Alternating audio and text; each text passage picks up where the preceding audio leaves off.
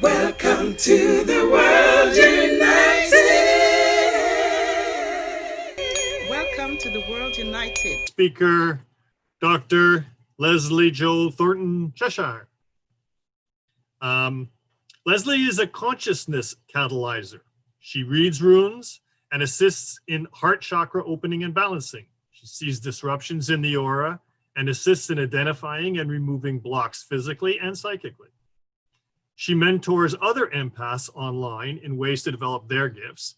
And Leslie has traveled extensively to Peru for planetary grid work, Mexico to work with trapped Middle Earth energies, to Ireland, integrating Mother Mary energies, and lived in India working with local and international healers. She educates and speaks on the energetics of suffering, breaking down dysfunctional cultural and social paradigms.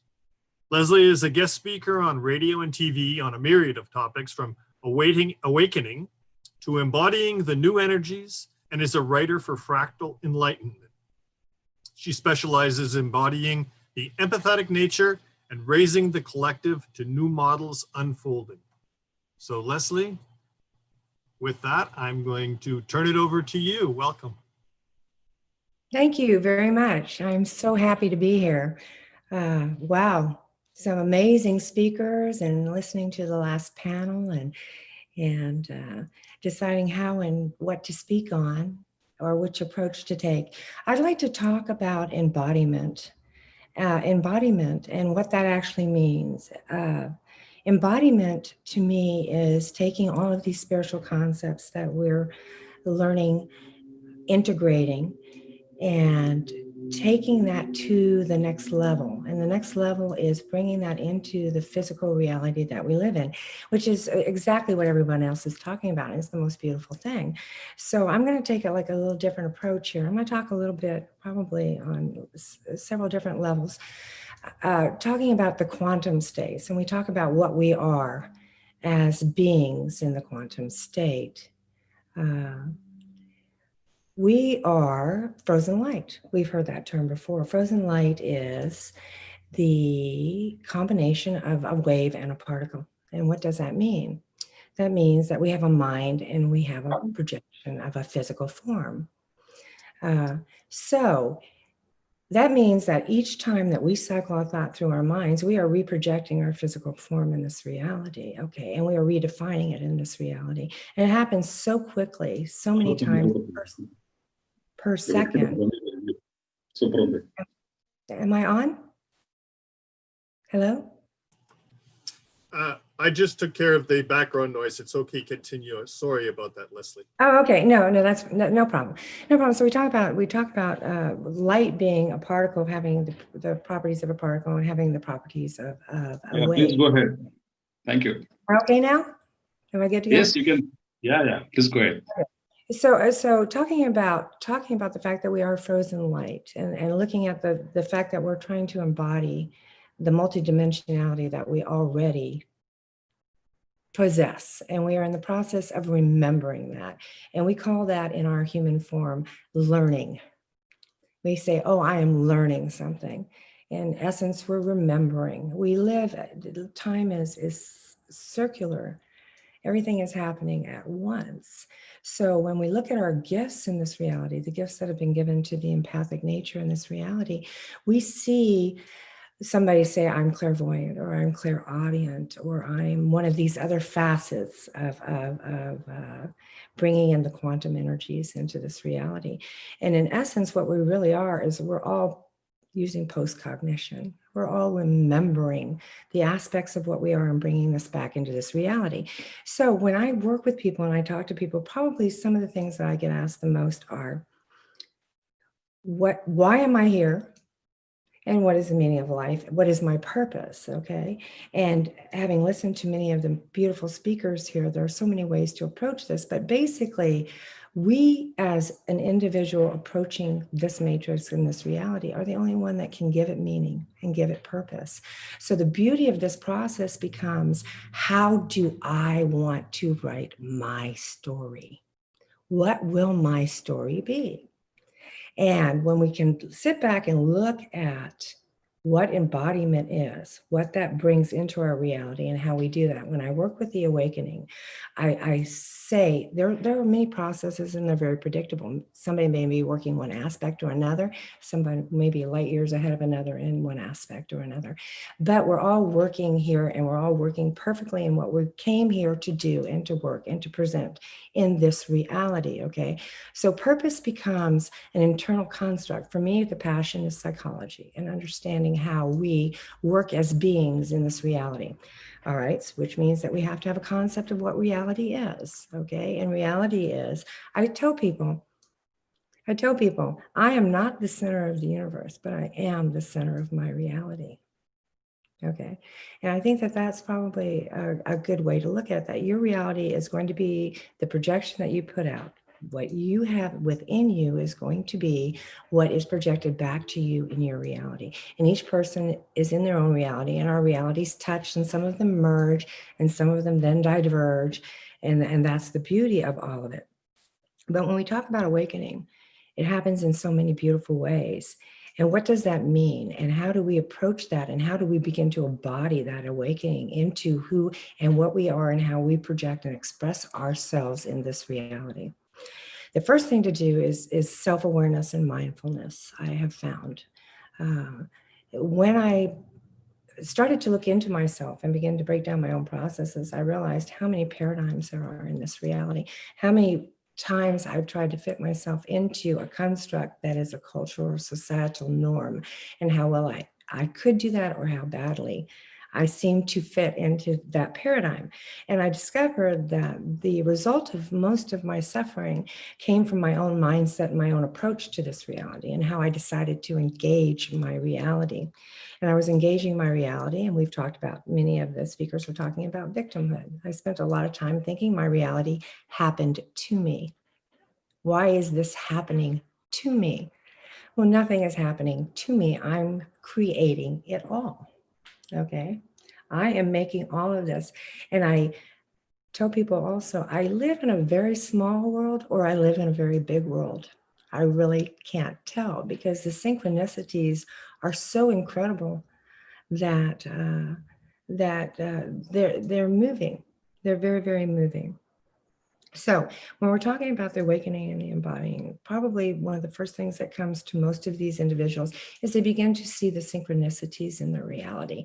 They begin to see the little bitty synchronicities, like, somebody lets you cut in line, or somebody in front of you buys your meal at some fast food place or something like that. Little bitty things happen in our reality. Things just start to flow. I call it being in the flow. I know that I am approaching and engaging my reality in a productive way when my reality flows.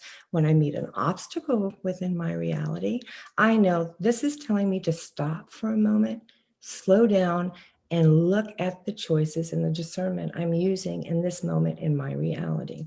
All right, so when we can begin to look at how we're flowing in our realities, when we're following our heart-based information, when we're no longer living in only a reality that says I must function and act in these ways in 3D to be considered real and to be considered an authority or to be honored or respected or whatever need we feel like we need to fill in that moment.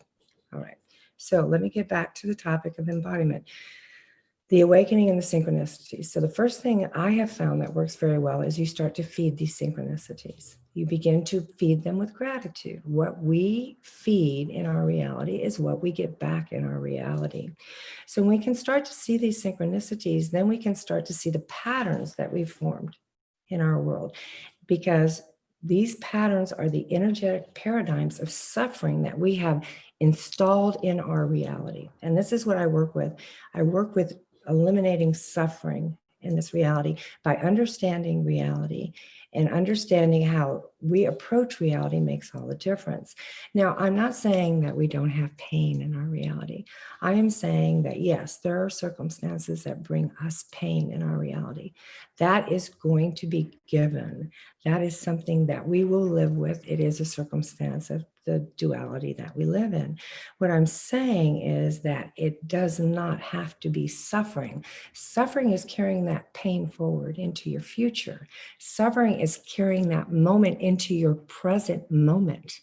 and then reflecting off of that instead of living the very moment that you're in.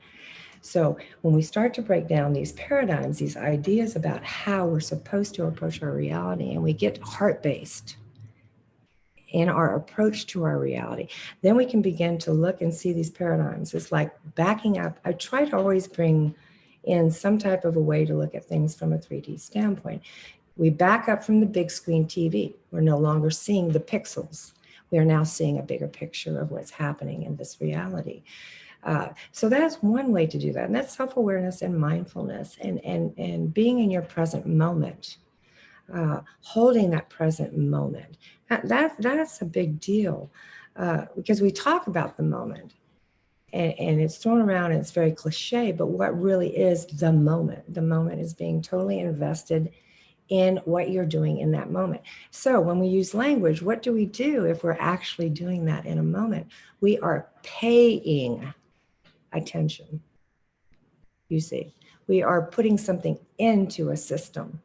We are paying forward into a system, because when we work with the energetics of suffering and we work with what those processes are, what we are discovering is that just by being the observer, being the non-judgmental, unconditional observer of a process or a pattern or a path or a circumstance that somebody is moving forward through in this moment, just by observing it, we know on the quantum state we are changing it.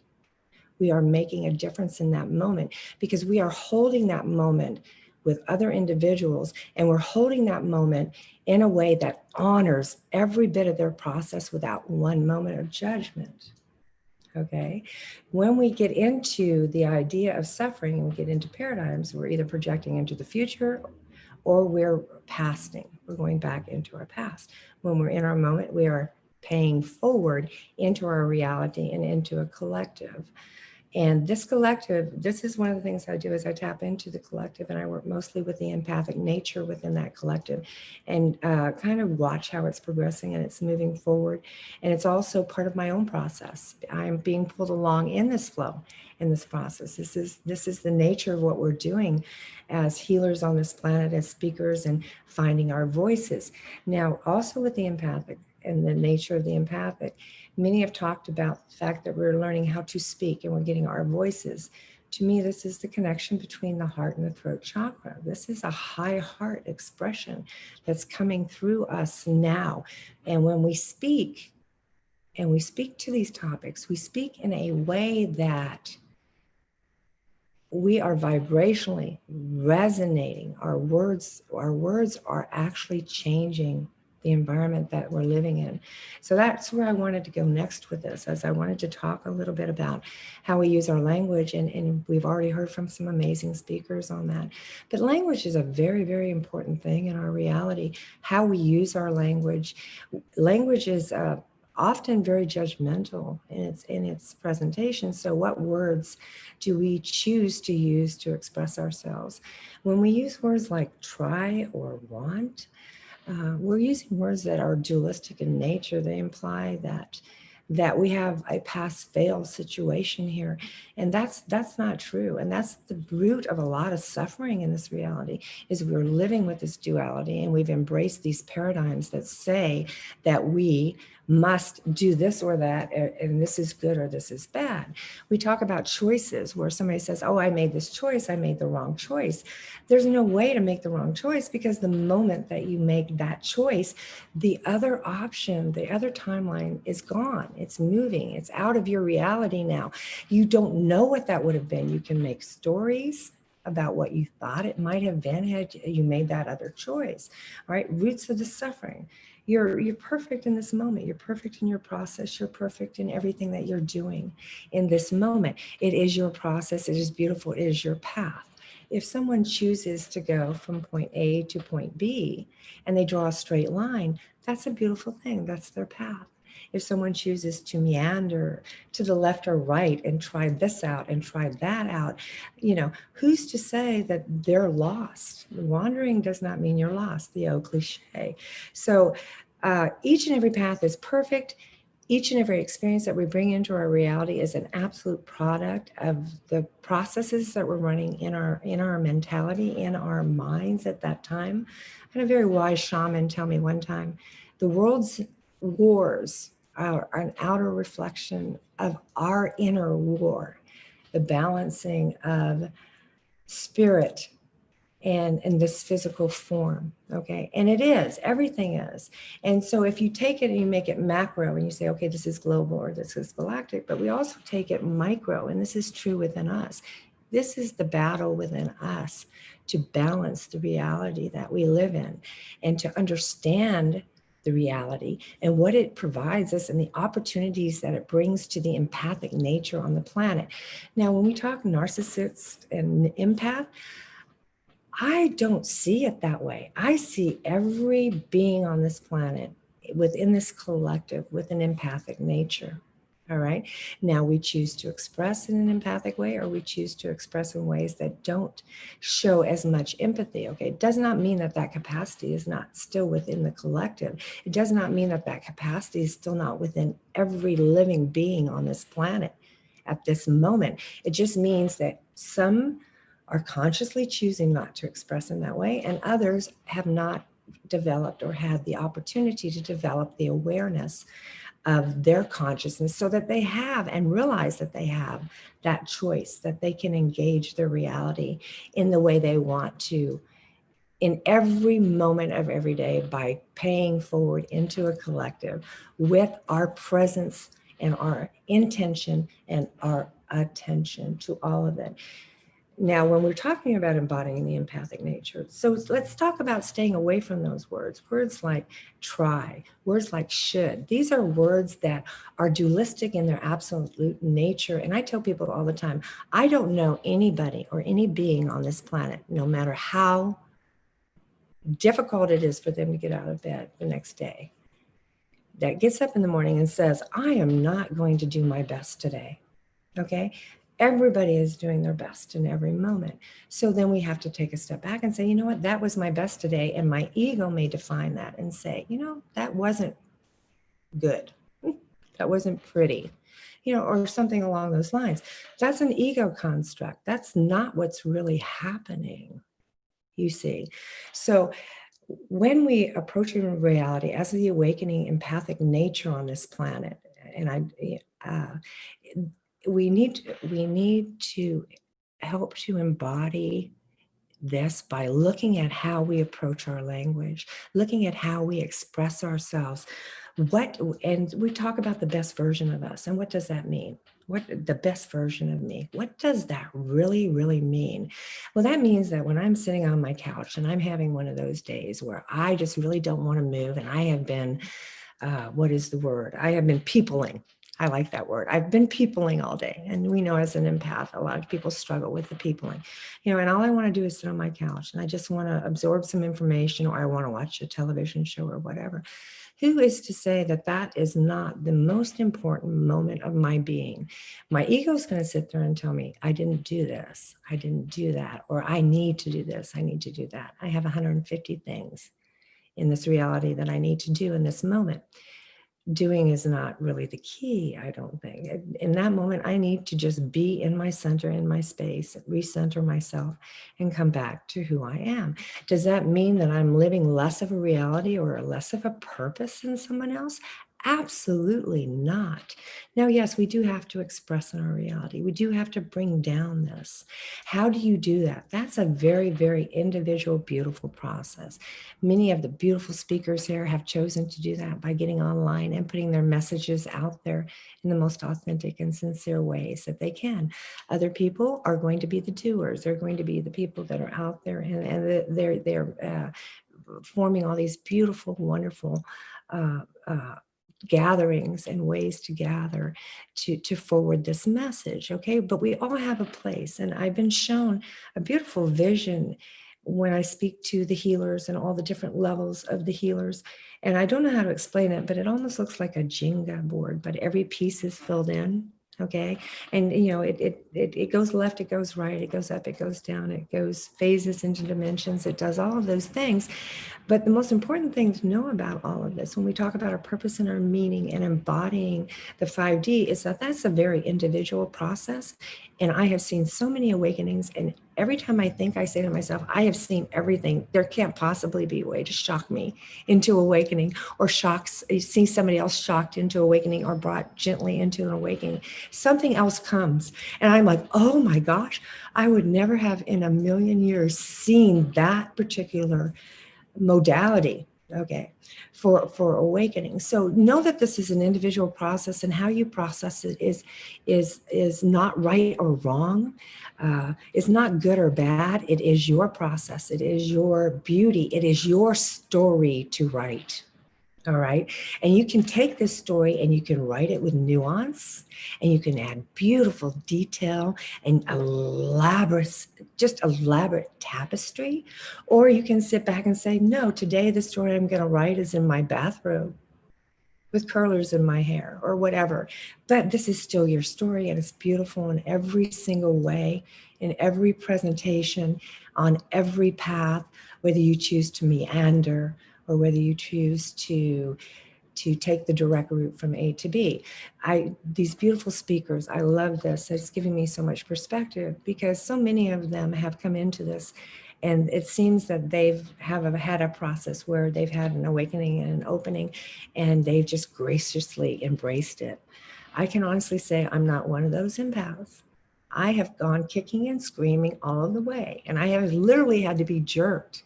I've not had a gentle awakening, you know, but I've literally had to be pulled all the way through this process, but I could not have loved it more. I could not have enjoyed it more looking back on it. In some moments it wasn't humorous, and now I can look back and it is. So when we embody, we take every single moment and we approach it from the standpoint of, how do I become and be the best version of myself today? And then we take steps forward, and sometimes we take steps back. But each day it is slowly a progression to, I will be the best version of myself. And as we speak about finding this inner peace and this connection between heart, this high heart connection between throat and heart, this opening of the gateway between the lower chakras and bringing us back into the spirituality and the embodiment of what all of that is, finding our voice is the most important thing as the empath. Because like I said, there is no one out there that doesn't possess the empathic nature, doesn't have it at their disposal within the collective. It's a matter of focus and intention to find it and to bring it in, and then to hold it in your life, so that when you approach another human being, you say, what is the best possible outcome from this interaction, no matter whether or not my ego says this is a positive thing, or somebody's like just really venting on me. How do I take this and make this the best? So when I talk about embodiment, I want to go back to the observer. And this is the most important thing in the world, because no matter who or what a process looks like, okay, it is beautiful. And the ego will sit there and try to define it and judge it as something good or bad, or reflect off some past experience and label it. But what we're really doing here for one another is we are observing the transformation. And I almost said our transformation, and yes, I do mean that, but the transformation is the one. It is the one. There's not even really an hour in that, I don't think. It is just the one. The place that we're all going. You know, when we look at the biggest picture, people struggle with destiny and free will.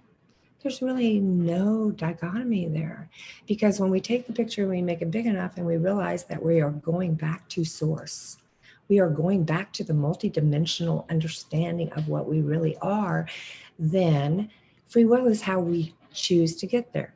How will I understand my reality? How will I engage my reality? And then how will I decide to take the spiritual concepts that I'm being given and afforded and bring them into this reality, embody them into what I am and how I present in this reality.